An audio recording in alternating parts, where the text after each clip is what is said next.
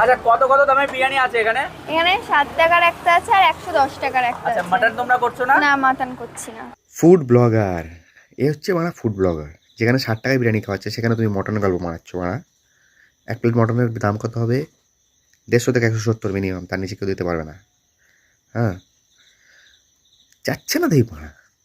সম্পূর্ণ হায়দ্রাবাদি স্টাইলেরই বিরিয়ানি। তো ছোটবেলা থেকেই দেখছি বাবা বিরিয়ানি তৈরি করছে, তো দেখতে দেখতেই বাবার পাশে দাঁড়ানোর চেষ্টা করলাম। দেখো মামুনি, আসলে তুমি তোমার বাবার পাশে কতটা দাঁড়িয়েছো জানি না, তবে আমার মনে হয় তুমি ফুড ব্লগারদের পাশে একটু বেশি দাঁড়িয়ে গেলে। মানে যাচ্ছ আর কি। তোমার দোকানে কতটা ভিড় হবে, সেল হবে, অবশ্যই হবে, হোক, চাই, ঠিক আছে। কিন্তু ফুড ব্লগাররা কিন্তু তোমাকে কেন্দ্র করে একটা বড় রকমের ব্যবসা করে বেরিয়ে যাবে। এখানকার প্রপার অ্যাড্রেসটা তোমাদেরকে বলি, আমি জাস্ট এখানে দেখিয়ে দিচ্ছি।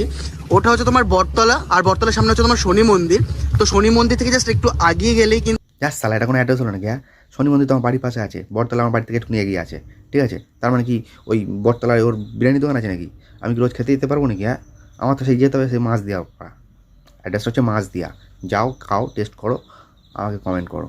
আর একটা জিনিস, হ্যাঁ, এখানে কিন্তু নন্দিনীদের একটু মারা গেল। তোমার কপালে দুঃখ আছে গো। ইয়ে বাবা, না না, আমি সেরম বলিনি। মানে আমি বললাম ব্লগারদের চাপটা একটু কমলো তোমার ওখানে আর কি, এটাই, আর কিছু না। ঠিক আছে, আসছি নেক্সট ভিডিওয়। আর হ্যাঁ, অবশ্যই ভালো লাগলে লাইক করো, শেয়ার করো, সাবস্ক্রাইব করো। পরের ভিডিওতে একটু বড় করে বানাবো এটা।